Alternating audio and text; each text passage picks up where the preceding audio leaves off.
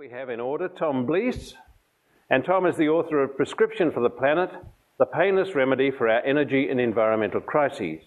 Tom's also the president of the Science Council for Global Initiatives, SCGI, a think tank that includes prominent citizens from around the world.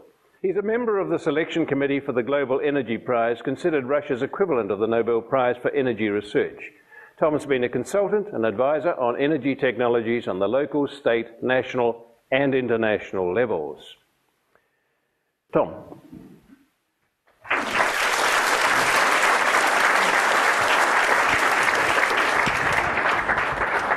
I wrote Prescription for the Planet. I published it last year. And the intent of it is to provide a series of solutions, both technological and political, to solve many of the problems that John was alluding to that are facing us and having us all feeling rather uncomfortable, such as climate change, population growth, resource wars. And if you look at the demographic projections from almost any major international organization, you'll see that the world population is, barring some catastrophe, is destined to hit about 9 or 10 billion by the middle of the century and hopefully start turning the other way by then. So one of the questions that we're faced with is, how do we provide the necessary resources for that many people on the planet, while at the same time trying to improve the standard of living of the poorest among us, which include billions of people around the world. Now, just to provide water for domestic purposes and for the food that we'll need to feed that many people is going to take a vast amount of energy, because on the one hand we have the population going up, on the other hand we have glaciers melting, upon which billions of people depend for their water supplies. So about the only place that we can possibly get enough water is from the ocean with desalination plants.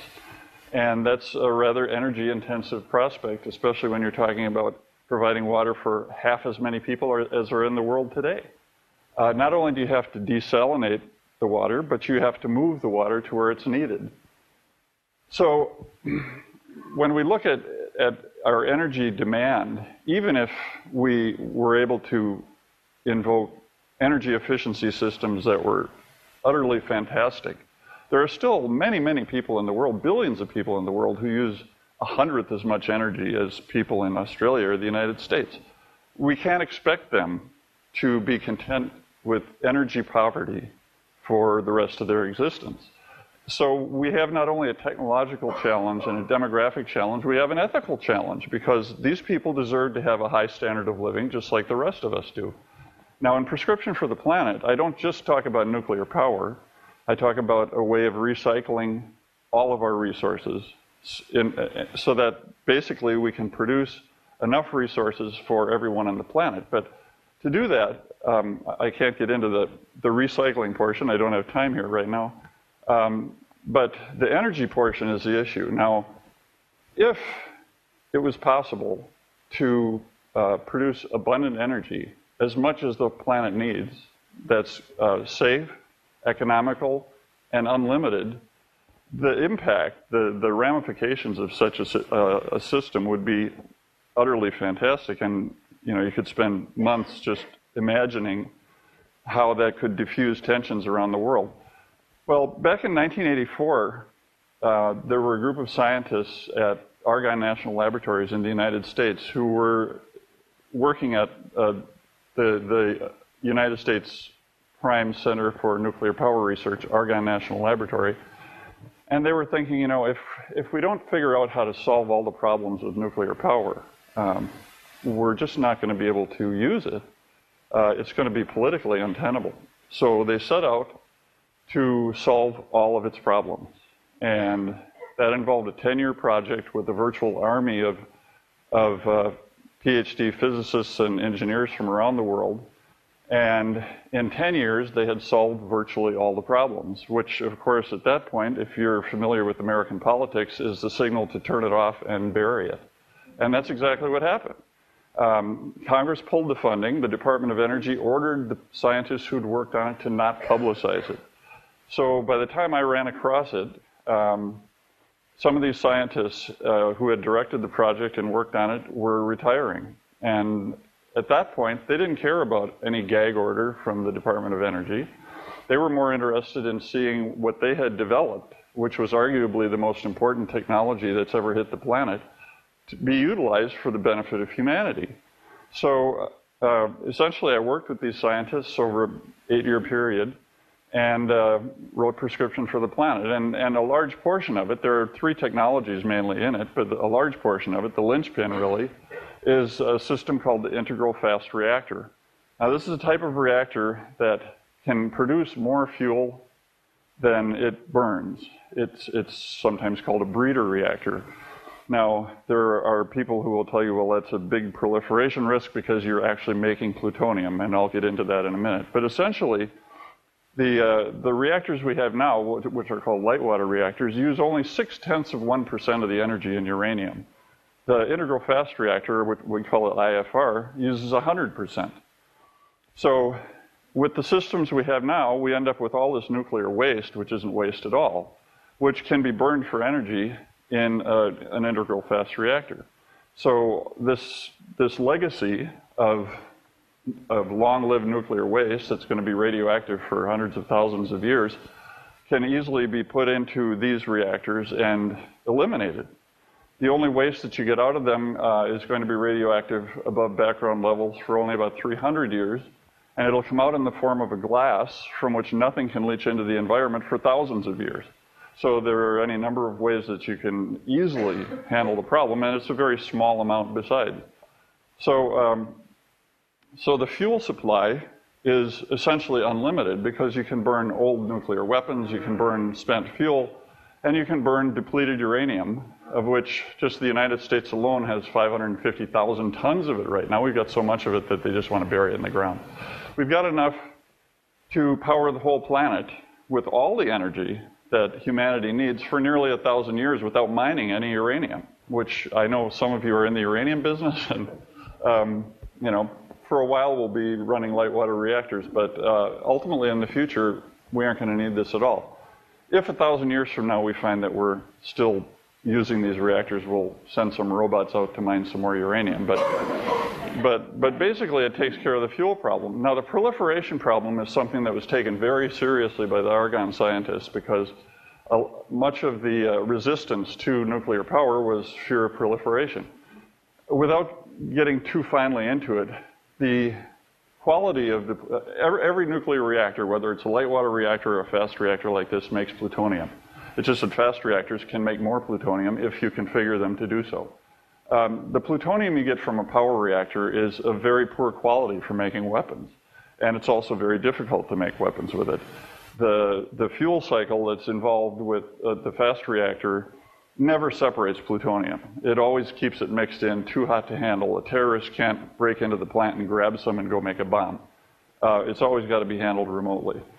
But that being said, anytime you have a chain reaction, a nuclear chain reaction, anytime you have a reactor of any kind, there's always a chance that it can be misused. Now, on the other hand, a research reactor, which are used in many places in the world today, would be the perfect place to make plutonium for a bomb because it's very easy to make it. They're small. You can kind of hide the whole project. With an integral fast reactor, it would be obviously there, and it would take years and a major industrial process to do it. If you want to make plutonium for bombs, an IFR is about the hardest place, the hardest way to do it. But we recognize, and the scientists who develop nuclear power recognize that nuclear proliferation is a risk.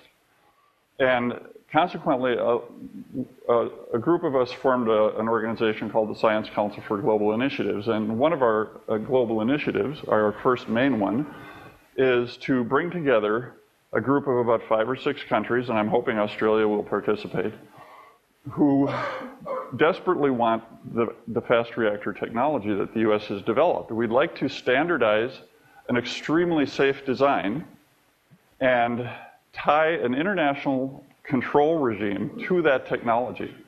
Now, the countries that have asked us for it, Russia, China, India, South Korea, and Japan, they they want this very badly. They understand that having a safe energy production system that is virtually unlimited is an incredible boon to humanity. And so they've been asking the United States for this. So what we're doing is we're proposing that these countries share the cost of building the first commercial reactor of this type and sign on to an international control regime, which will then forever after be tied to this technology. Now we have Russia's top scientist, Evgeny Velikov, was one of the founders of the Science Council. We have top scientists from India, Japan, and Korea has been begging us for it. So essentially what we're hoping to do is to convince the United States to share the technology and create this organization at the same time. Many scientists and engineers that deal with nuclear power have been saying for decades that we need something like this.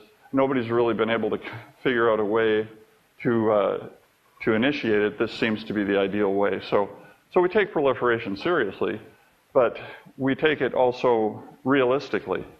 In fact, if you look at the countries that are capable of building nuclear weapons today, not just the ones that have them, but the ones who are capable of them, of building them, about 93% of the greenhouse gas emissions are produced in those countries. So even if proliferation were a big issue with this, the rollout and deployment of fast reactors of this type could take place in these countries, where there really isn't a proliferation risk. And we could still get over 90% of the way towards reducing our anthropogenic greenhouse gas emissions to virtually zero.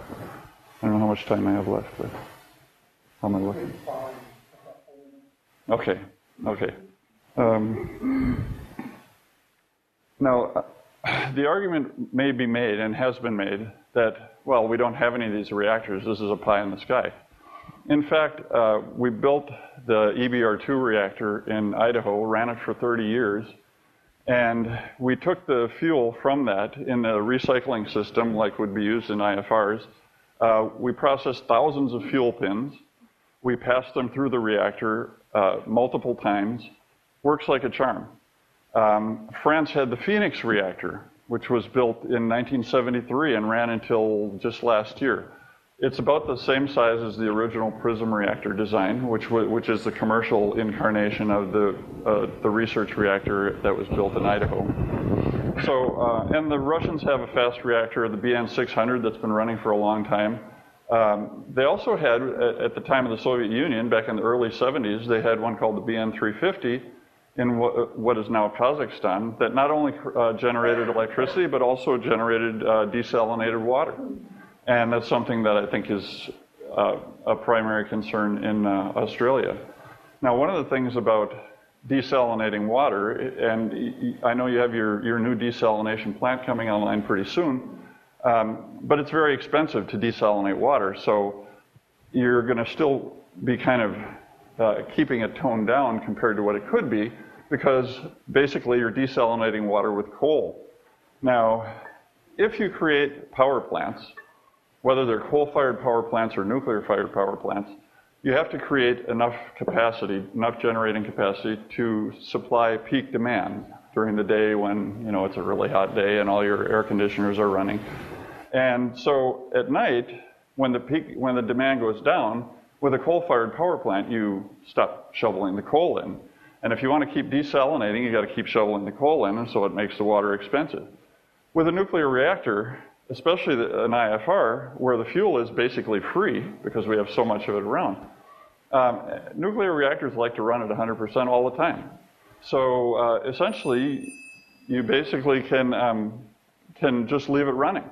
And whatever energy is not used to meet the demands of the grid goes into desalination. So you can have abundant desalination with no greater cost than if you turned it off. Also, you can recycle vehicle fuel. That also is in my book. I only have a minute left. So I hope this has opened a few eyes to the possibilities that face us here. And I'll be happy to field questions later during the panel. Thanks very much.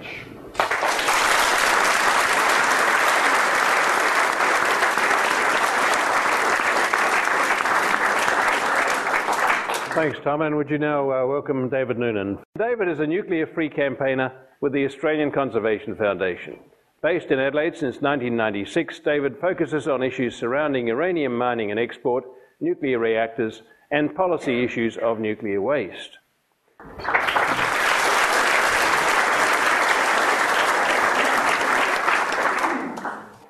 Australian Conservation Foundation consider that the risks of the nuclear industry across weapons proliferation, terrorism and unresolved nuclear waste management far outweigh any claim that nuclear can be a response to climate change, and far outweigh the claims that South Australia should be involved in increased uranium mining and export.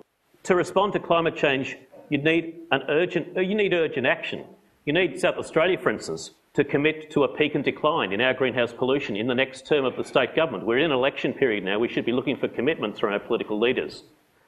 We need commitments for deep cuts based on the science, deep cuts by 2020 of in the order of 25 to 40% based on the advice of the global science community and the Intergovernmental Panel on Climate Change.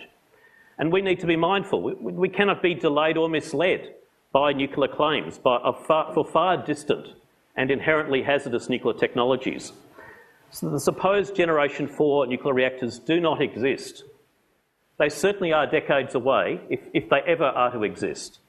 For instance, the climate group in the UK that Tony Blair puts his name to cites the 2040s for commercial deployment of Generation 4 reactors. When President Bush ran the USA, his global nuclear energy program spoke to these reactors as something for the 2030s. And now the South Korean government say that even demonstrating the fuel cycle that Mr. Blease has spoken to is a matter for 2028 on. We haven't got 1 to 2 or more decades to wait to respond to climate change. This proposal is not a real-time proposal in the context of the urgent action we need to take. So we need to be mindful of the record of today's nuclear power plants and of what are called Generation 3 nuclear reactors that are on offer, whether into the USA or elsewhere. And we should be looking to the practice of where the nuclear industry is actually up to today with the reactors that are on offer to be considered. Because if this is a proposal for nuclear power in Australia, and I think that's really a flawed way of framing a question, but if it is, then it's certainly no possibility of Generation 4 reactors being built here in any foreseeable timeline. So in the USA, nuclear economics are such that they are still heavily reliant on public subsidies. For any new reactor built in the USA, the industry wants loan guarantees of up to 80% of the capital costs of that reactor. President Bush offered those loan guarantees and no commercial proponent has yet taken them up. The capital costs of nuclear are still too high. Nuclear risks are uninsurable in the USA and around the world. The US government caps and limits nuclear insurance. Nuclear proponents and corporations don't pay insurance premiums for the risks that they face our society in the potential for major accidents. A nuclear waste issue does remain unresolved in USA, the home of nuclear power. When President Obama came to office, he cancelled Mount Yucca, the proposed deep geological disposal site that the US had spent some 20 years and over $8 billion US on. Now the USA has gone back to the committee stage, back to the drawing board, as to how they will answer the nuclear waste problems. And at a global scale, we do contend that the dual use, the inherent weapons potential of the nuclear industry is an insurmountable risk. And it is a fundamental flaw in the proposal for Generation 4 reactors that essentially run on plutonium as a fuel. They would make plutonium the fuel currency globally. They would not just They're not proposals to burn nuclear waste. They're proposals to breed and increase the amount of plutonium on the planet so that plutonium can become future fuel loads for an expanding number of supposed integrated fast reactors. And if we are to look to Australia, Ziggy Siskowski, the nuclear inquiry put together by the Liberal Prime Minister Howard, said it would be some 10 to 15 years before we could have a nuclear power plant operating in Australia. And you then need to add the period that it takes a nuclear reactor to pay back its energy debt, some 5 to 6 years according to Ziggy Siskowski's inquiry. So you're actually looking at a minimum of 15 to 20 years before any nuclear power program in Australia could turn on a single net new light bulb. We don't have that long to wait to respond to climate change. We can't be misled and delayed by proposals for nuclear power in Australia. We don't just face issues of fossil fuel corporate vested interests, we don't just face climate skeptics. We do face the nuclear industry's vested interests, particularly with uranium mining, the promotion for nuclear. And it's a very similar case that where carbon capture and storage is essentially used as a cover story to continue the mining of coal and to continue the use of coal power plants and to build new dirty coal plants. Carbon capture and storage is a cover for that continued risk the fossil fuel industry places us. In a similar way, the claims of Generation 4 nuclear reactors that are many decades away at best, those claims are used as a cover story for continued and expanded uranium mining and export here. They're used as a cover story for why we should be complacent about the existing risks of the nuclear industry, the existing increased unresolved stockpile of high-level nuclear waste that's building up around the globe. And there are fundamental proliferation risks inherent in Generation 4 reactors. They run on plutonium as nuclear fuel. They are intended to breed plutonium to provide fuel loads for future IFR reactors. It's not that these proponents are concerned actually about nuclear waste, because they're actually in some respects very honest and open, and particularly Mr. Blees, for instance, states in discussing nuclear waste, he says, the real problem is we don't have enough of it. So think about society's concerns about nuclear waste and think about the level of concern involved in a view and a statement that we simply don't have enough high-level spent nuclear fuel on Earth. Elsewhere, he proposes in his book to reprocess all the spent nuclear fuel on Earth, to separate out plutonium. Exactly what he says his technology does not do. His plan is to reprocess all the spent nuclear fuel on Earth to separate out all that plutonium, and if you did so, you'd have some 10 times or more separated plutonium than we have had to deal with on Earth so far, and all the proliferation of the weapons issues and the potential for terrorism that we face from these potent fissile materials. This proposal would separate out some 10 times that amount of plutonium that we would have to deal with as a strategic hazard on Earth. That plutonium would then be used as fuel to power these reactors, and they would be run on a breeder cycle to make even more plutonium for even more integrated fast reactors. So for decades to come, we would have a vastly increased proliferation security problem. And only at some potential hypothetical future point would Mr. Blees' reactors, in theory, then work at a stage when they wouldn't need to be furthering the risk and the amount of plutonium that we face and we would have to deal with. It's also entirely arbitrary when they're discussed as being so-called integrated nuclear reactors. And by that they mean that the reactor and its fuel plant would be at the same site. So they say, well, the hazards in the fuel or the waste don't leave the site. But that is not at all how they intend the reactors to be run. They intend them to be run as breeder reactors, so the plutonium would leave that reactor site, so that plutonium can go on to become a future fuel load for a further so-called integrated fast reactor.